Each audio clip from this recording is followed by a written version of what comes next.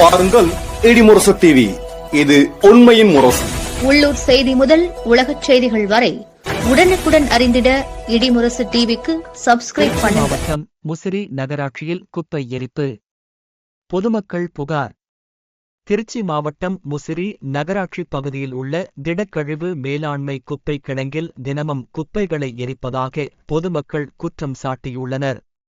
குப்பைகளை தரம் பிரிக்கும் மையத்தில் முறையாக பிரித்து நிர்வகிக்க வேண்டிய நிலையில் அவற்றை நேரடியாக எரித்து வருவதாக கூறப்படுகிறது.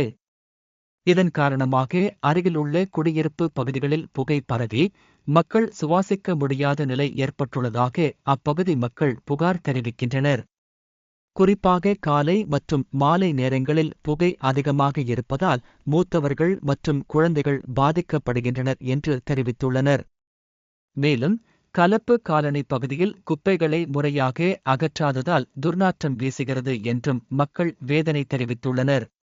இந்த பிரச்சினை குறித்து சுகாதார ஆய்வாளர் பன்னீர்செல்வம் மற்றும் நகராட்சி ஆணையரிடம் பலமுறை புகார் அளித்தும் எந்த நடவடிக்கையும் எடுக்கப்படவில்லை என்று பொதுமக்கள் குற்றம் சாட்டுகின்றனர்.